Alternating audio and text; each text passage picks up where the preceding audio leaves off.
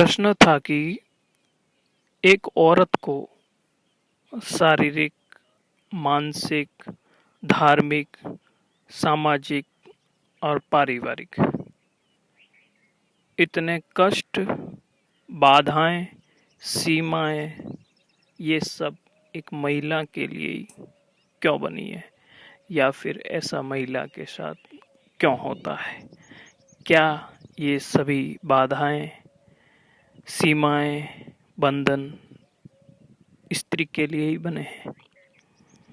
बहुत अच्छा सवाल है। यदि इस प्रश्न का उत्तर दिया जाए तो करीबन 7 दिन भी कम पड़ जाए, पर कम समय में इसको समझना होगा। उत्तर थोड़ा बड़ा हो सकता है। इस चीज को समझना होगा। एक महिला को माता का, देवी का रूप माना जाता है भारतीय परंपरा के अनुसार। महिला यानी संपूर्ण परिवार, समाज, धर्म का एक रूप। परंतु वह रूप तब बनेगा जब वो इन्हीं सीमाओं, बंधनों, बाधाओं में जीवन यापन करे। तो जिस प्रकार से महिला को विधाता ने बनाया है, वो किसी भी स्थान पर, किसी भी समय और कैसे भी माहौल में अपना जीवन यापन कर सकती है और अच्छे से आसपास वालों का भी जीवन यापन करने के लिए उन्हें प्रेरित कर सकती है। सर्वप्रथम बात की जाती है शारीरिक। पुरुष और महिला में ऐसे कई शारीरिक भिन्नताएं पाई जाती है जिसमें महिला कठोर शारीरिक पीड़ा से जीवन यापन करती है। चाहे वो मासिक पीड़ा हो। यदि प्रभु जी ने आपको मासिक पीड़ा दी है तो उसके साथ में आपको लंबी उम्र भी दी है। कैसे? जिस प्रकार से मासिक पीड़ा से आप गुजरते हैं, वही पीड़ा आपके जीवन की आयु को बढ़ाती है। देखा होगा, अक्सर महिलाएं पुरुषों के एवज में ज्यादा जीती है। इनको ब्लड प्रेशर की बीमारी कम होती है, या खून के संबंधित कई बीमारियां पुरुषों के संबंध में कम होती है, क्योंकि भगवान के द्वारा उनको जो पीड़ा दी वो उनके जीवन में उम्र को बढ़ाती है। दूसरी पीड़ा, जब वह अपनी संतान को जन्म देती है तो एक बहुत कष्टदायी पीड़ा से गुजरती है। यदि वो कष्ट प्रभु जी ने आपको दिया है तो उसके बदले आपको दिया है माँ की ममता। बच्चों के प्रति अंदर हृदय में एक ममता जागृत हो जाती है जो कई वर्षों तक चलती है, और यदि दुनिया के सामने दिखावा करे या नहीं करे, पुत्र या पुत्री में, वो आपके लिए सदैव बनी रहती है। इन दोनों से देखा जाए तो प्रभु जी ने जो भी आपके लिए किया है उसका कुछ न कुछ गहरा संबंध आपके जीवन या आगे भविष्य से जुड़ा होता है। इन दोनों पीड़ाओं से जीवन में एक चीज कंफर्म हो जाती है कि महिला इन दोनों पीड़ाओं से गुजरने के बाद में जीवन की हर पीड़ा, दुख को ग्रहण करने की शक्ति प्राप्त करती है, जिससे वो उम्र भी ज्यादा जीती है और हर उस समय उस पीड़ा को आसानी से झेल जाती है और जीती है। सबसे बड़ा उदाहरण दिया जाए तो आप किसी भी महिला को शादी के बाद में कैसी भी परिस्थिति में रखिए, भले उसके पास धन नहीं हो, खाने की वस्तु नहीं हो, घर नहीं हो, कुछ भी नहीं हो, फिर भी वह वहाँ रहेगी, उसको सुचारू रूप से संचालित करेगी और आने वाले समय में प्रगति निश्चित ही करेगी। दूसरी बात आती है पारिवारिक। पारिवारिक में उसको कई बाधाएं या सीमाएं, बंधन होते हैं, उनसे गुजरना होता है। वो इसलिए होते हैं कि उसको परिवार ही नहीं, एक वो चक्र होता है जिसको उसे पूरा करना है, जिसमें उसका पति आ गया, उसके बच्चे आ गए, सास ससुर सभी आ गए। उन सब को आगे ले जाकर उसे जीवन यापन करना होता है। उसके लिए बाधाएं होती है, जैसे सास ससुर के सामने बोलना नहीं होता है। अर्थ क्या है बोलना नहीं? ये एक अपना पारिवारिक एक बंधन है। अर्थ यह है कि आप उनकी इज्जत करेंगे तो उनका प्रेम सदैव आपके लिए बना रहेगा। और जब भी आपको कभी कोई पतिदेव किसी बात पर आपसे नाराज होंगे या आपको कुछ बोलेंगे तो उस बारे में आपका सदैव वो पक्ष लेंगे। इसके बाद पुनः अपन आगे जाते हैं तो कई और ऐसी बाधाएं होती है कि जिसमें आपको बच्चों को पालना होता है। यदि बच्चों को पालने का कार्य पिता को दे दिया जाए तो सभी बच्चे आने वाले भविष्य में इतने सफल नहीं होंगे जितने माँ के पालन में होते हैं। ये सभी गुण और दर्शय प्रभु जी ने आप में विद्यमान किए हैं, क्योंकि आपको इस शक्ति और इस कार्य के लिए इस जीवन में लाया है। बच्चे आपके द्वारा पाले गए संस्कार को भी और हर चीज को भी बहुत जल्द प्राप्त कर लेते हैं, सीख लेते हैं। आपके बच्चे आपसे हर बात जल्दी बता देते हैं और वो इतना घबराते नहीं कि कुछ भी करने से पहले वो आपको पूछना चाहे। घबराते नहीं है, पूछ लेते हैं। अब जब ये सभी सीमाएं रखी है तो इसके पीछे कोई न कोई जरूर तर्क है, और तर्क आपके जीवन को सफल बनाता है। सबसे मोस्टली बात अब आपको धार्मिकता पर आता हूँ, क्योंकि आप परिवार में रहते हैं, आपको घर आवास मिल गया है, उसको सुचारू रूप से चलाना है। पति का धर्म होता है, एक उसकी फर्ज है कि उसको पैसा कमा कर लाना है, वो आपको देगा और उस पैसे को आपको व्यवस्थित जगह पर लगाते हुए पूरे परिवार का जीवन यापन करना है और पूरे परिवार को सफल बनाने की बागडोर आपके हाथ में होती है। जरूर बच्चों का नाम पिता के नाम से चलता है, परंतु एक अदृश्य शक्ति आप ही होती है जो उनको जीवन का मार्गदर्शन करती है। और 99% केस ऐसे, 99 कह रहा हूँ, 99% केस में आप साइलेंट उनके आदर्श होती है बच्चों के। बच्चे सब जानते हैं, बस बताना नहीं चाहते या कह नहीं पाते, परंतु वो आपको अंदर ही अंदर मानते हैं, बताएं या ना बताएं। तो ये आपके लिए सबसे बड़ा जीवन का फल होता है। और आप अपने बच्चों को जब सफल देखते हैं तो वो कारण यही बाधाओं, इन्हीं सीमाओं में रहकर जो आपने जीवन यापन किया उसका परिणाम होता है। अब आते हैं धार्मिकता पर। धार्मिकता पर जब एक महिला के लिए आया जाता है तो सबसे मोस्टली एक ही बात होती है, पतिव्रता। यह शब्द सुनने में तो बहुत छोटा है, इसके कई रूप हो सकते हैं, कई अर्थ हो सकते हैं, परंतु हम उस पर ध्यान नहीं देते। पतिव्रता का कभी भी अर्थ नहीं है कोई व्रत करना, उपवास करना, या फिर आप किसी भी रूप में आगे जाकर कोई भी धर्म पालना करें, या पति के लिए कोई भी आप पूजा करते हैं, पाठ करते हैं, तो ये जरूरी नहीं है। आप किसी भी रूप में, पतिव्रता क्या होता है उसको समझना है, उसको समझिए ध्यान से। पतिव्रता यानी पति के लिए मन में एक प्रेम, एक प्रभु के समान होना चाहिए। अब इसके लिए अभी कलयुग की धारणा क्या है?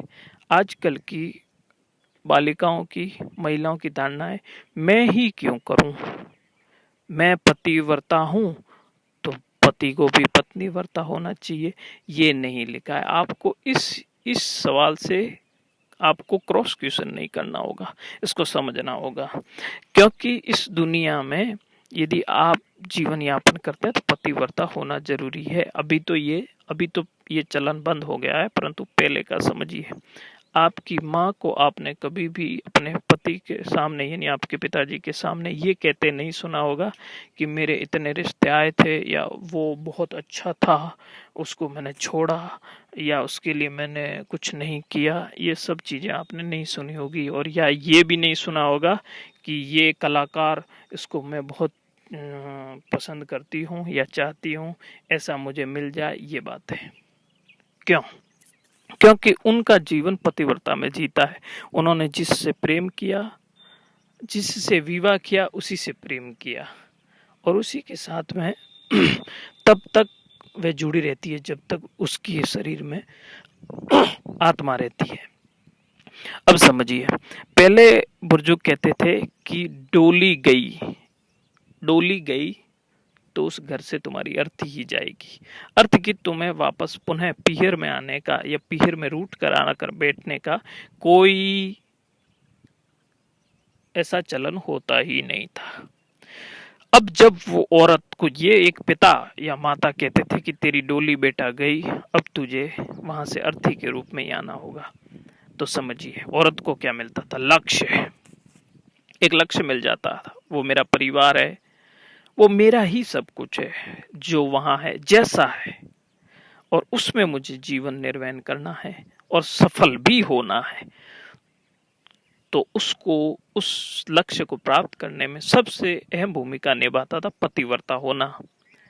और वह उसका पति कैसा भी हो, भले वो मदिरा का सेवन करता था, नहीं कमाता था या बदचलन था, कैसा भी होगा, फिर भी उसने अपनाया और वो ही पतिव्रता धर्म निभाया जो एक अच्छे गुणी पति के लिए होना चाहिए।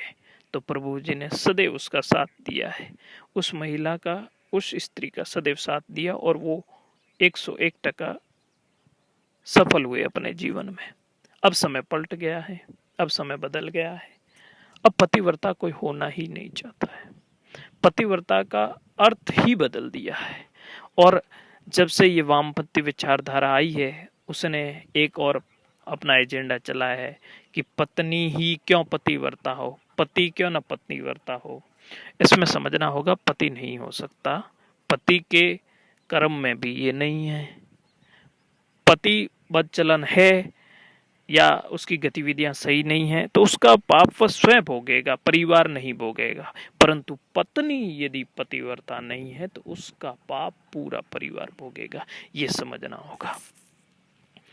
आपको पतिव्रता नारी होना ही होगा, तब आप सफल होंगे। क्यों? क्योंकि हमारे धर्म के अनुसार में पत्नी व्रता नारी ही कुल देवी माँ की पूजा करेगी तो उनको भोग लगेगा। यदि वे पतिव्रता नहीं है तो कितने भोग लगा लो, कितने उपवास कर लो, कितने व्रत रख लो, सफल नहीं होंगे। पितृक आपके पितृ हैं, उनकी पूजा जब आपकी घर की महिला माँ बेटी करेगी और वो पत्नीव्रता है, पतिव्रता है, तो ही उसको उसमें वो सफलता पाएगी। जब आपके कुलदेवी माँ आपका भोग नहीं लेते, पितृदेव आपका भोग नहीं लेंगे, आपको धर्म आपको स्वीकार नहीं करेगा, तो फिर तो समझना चाहिए कि पतिव्रता होना चाहिए। ये जरूरी नहीं है कि पति भी वैसा ही हो जैसा आप है, परंतु आपके मन में, क्योंकि सबसे बड़ा इस दुनिया में, यदि इस जगत में सबसे बड़ी चीज मानी जाती है तो प्योरिटी है। आपका जीवन में उतना ही त्याग काम आएगा जितना आप पतिव्रता के रूप में करते हैं। बाकी आपका सभी त्याग निष्फल है। आप कितना भी त्याग करें, भक्ति कर लो, कितना ही धर्म को रख लो, आप पतिव्रता नहीं है तो वो सफलता के द्वार तक आपको नहीं ले जाएगा। अंत में आपको लगेगा कुछ मेरे से चूक हो रही है, वो कहाँ हो रही है, और वो आपको पता नहीं पड़ता क्योंकि आपका सही समय पर मार्गदर्शन नहीं किया जाता। पतिव्रता नारी वह सब कुछ कर सकती है जो असंभव है।